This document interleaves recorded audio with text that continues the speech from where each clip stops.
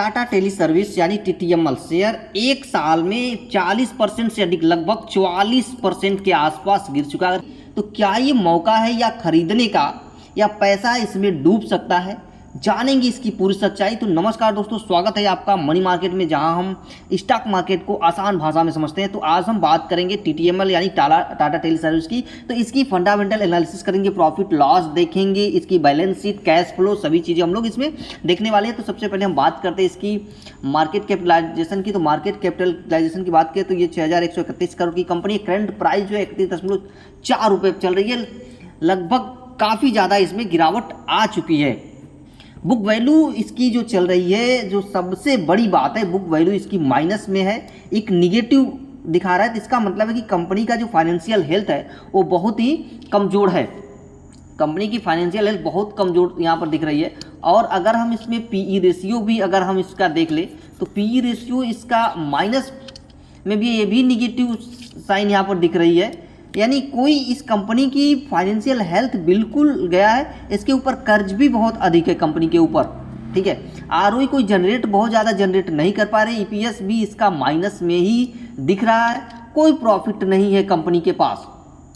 यहाँ पर अगर प्रॉफिट देखिए, अगर रेवेन्यू तो कंपनी जनरेट कर रही है, यहाँ पर अगर देखिए तो रेवेन्यू 334 करोड़ दिसंबर 2024 में, फिर यहाँ पर भी जनरेट किया 286 करोड़, 288 करोड़, 296 करोड़ सितंबर में, दिसंबर में। लेकिन कितना प्रॉफिट कंपनी ने किया ये भी देख लेते हैं। तो कंपनी का जो प्रॉफिट है देखिएगा तो सारा का सारा क्या है, निगेटिव। देखिए दिसंबर 2024 में 315 करोड़, मार्च 2020 में 306 करोड़, जनवरी 2025 में 325 करोड़, अब माइनस 321 करोड़ सितंबर में, और यहाँ पर माइनस 150 करोड़ दिसंबर में। क्वार्टरली ये रिजल्ट है। हमेशा ये कंपनी क्या लॉस मेकिंग कंपनी रही है। यानी इसकी जो देखिए फाइनेंशियल जो हेल्थ है बिल्कुल यहाँ पर वीक नज़र आ रहा है। ये बिल्कुल वीक है, स्ट्रांग यहाँ पर नज़र नहीं आ रहा है।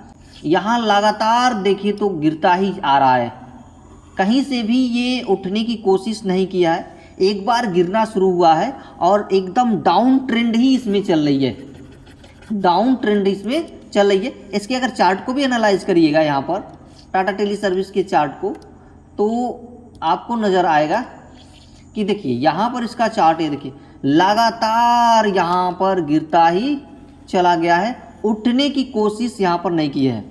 यहाँ पर इसने लोअर बनाया, फिर हाई बनाया, फिर लो, फिर हाई, फिर लो, फिर यहाँ पर लो, फिर हल्का हाई, फिर लो हाई, लो हाई बनाता नीचे की तरफ ही चला गया। एक डाउन ट्रेंड इसमें चल रहा है, ठीक है। अब यहाँ पर हम आगे बढ़ते हैं और क्वार्टरली अगर इसके रिजल्ट देखें, देखिए कंपनी सेल्स कर रही कि नहीं कर रही है। यहाँ पर देखिए तो जो सेल्स हुआ है 282, 280, 286, 287, 296, 323, 324 सितंबर से क्वार्टरली है ये, ठीक है। सेल्स इसका जो है स्टेबल है। Profit, operating profit 129 crore, 131 crore, 125 crore, 128 crore, 129 crore. Operating cash को इसने स्टेबल रखा है, ये बढ़ नहीं पा रहा है। लगभग इसका हाईएस्ट अगर देखें यहाँ पर तो 175 करोड़ है यहाँ पर दिसंबर में। ये बढ़ नहीं पा रहा है कैश। तो जब तक बढ़ नहीं पाएगा यहाँ पर कंपनी को कोई प्रॉफिट नहीं होने वाला, ठीक है। आफ्टर टैक्स के, बिफोर टैक्स ऑपरेटिंग जो प्रॉफिट बनेगी यहाँ पर आप देख सकते हैं, टैक्स देने के बाद यहाँ पर कंपनी घाटे में ही है। Minus 285 crore, minus 277 crore, minus 301 crore, minus 310 crore, minus 300। यानी ये यहाँ पर देख सकते हैं कंपनी की हेल्थ जो है पूरी तरह है। प्रॉफिट की बात करिएगा यहाँ पर कंपनी की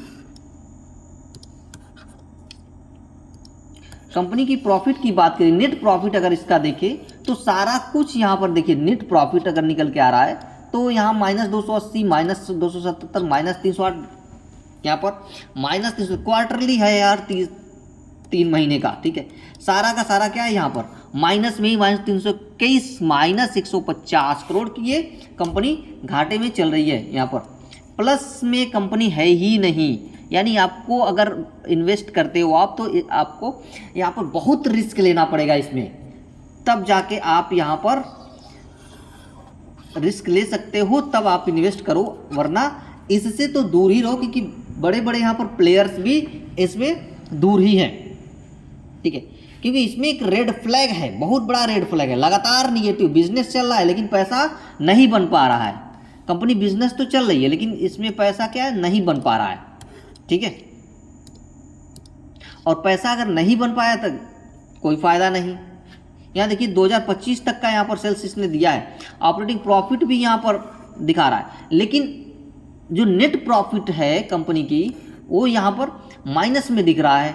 देखिए नेट प्रॉफिट अगर कंपनी की देखें हम तो यहाँ देखिए माइनस 560 करोड़ यहाँ पर, फिर माइनस 615 करोड़, माइनस 350, सारा का सारा इसका क्या है, नेट जो प्रॉफिट है वो माइनस में दिख रहा है। आगे बढ़ते हैं थोड़ा सा और यहाँ पर इसकी बैलेंस शीट हम देखें, टोटल लायबिलिटीज़ कंपनी के ऊपर देखिए, इक्विटी कैपिटल्स यहाँ पर इसके पास ये है, और टोटल लायबिलिटीज़ यानी 1235 करोड़ का यहाँ सितंबर में है, यहाँ पर देखिए। ठीक है, आगे टोटल एसेट कंपनी के पास भी है। अब यहाँ पर इसका कैश फ्लो देखिए पॉजिटिव है कि निगेटिव है कंपनी का। अब यहाँ पर इसका कैश फ्लो देखिए कंपनी का, नेट कैश फ्लो देखिए -67 करोड़ 2014 में, 2015 में 28 थोड़ा बढ़ा, फिर 18 -427 करोड़ नेट कैश फ्लो हुआ। यानी कहें कंपनी क्या कर रही है, कंपनी कमा नहीं पा रही, खर्च ज़्यादा कर रही है। यानी कल जैसा ओला में हुआ था इसमें भी वैसा ही कुछ हाल है कंपनी के पास। कोई इस यहाँ पर कंपनी पूरी तरह से फाइनेंशियल जो हेल्थ है इसकी पूरी तरह से क्या है, खराब हो चुकी है। अब यहाँ पर थोड़ा सा और आगे आएंगे और इसमें जो है शेयर होल्डिंग्स देखेंगे। यहाँ पर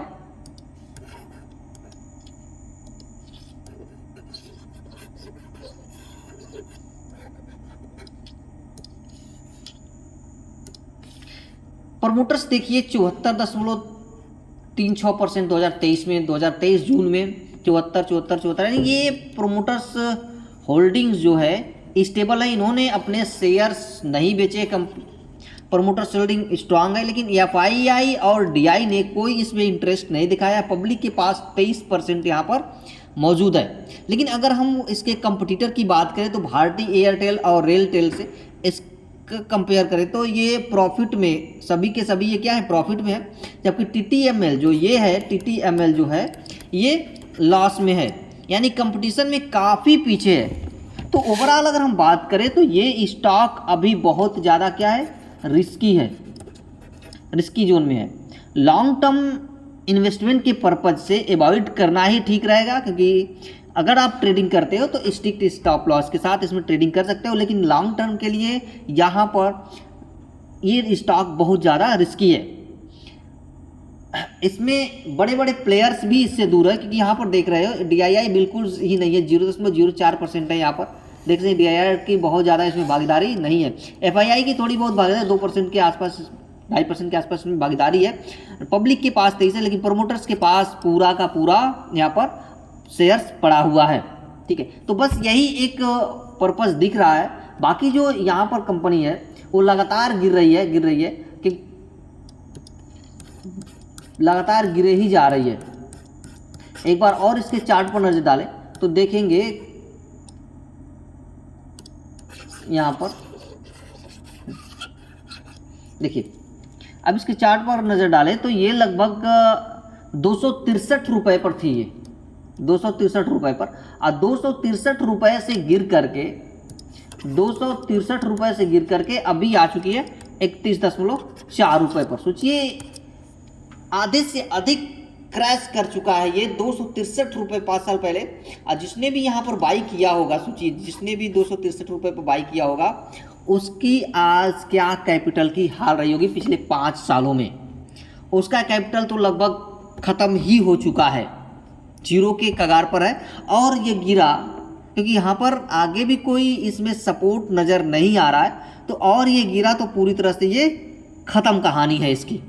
तो टाटा टेली सर्विस ओवरऑल अभी इसमें इन्वेस्ट करने लायक नहीं है फिलहाल। तो एक रिस्की कंपनी, अगर आप ट्रेडिंग कर रहे हैं तो आप इसमें छोटा ट्रेड स्टॉप लॉस के साथ ले सकते हैं। तो आपको ये फंडामेंटल एनालिसिस कैसा लगा? अगर वीडियो पसंद आया है तो चैनल को लाइक, शेयर और सब्सक्राइब जरूर करें।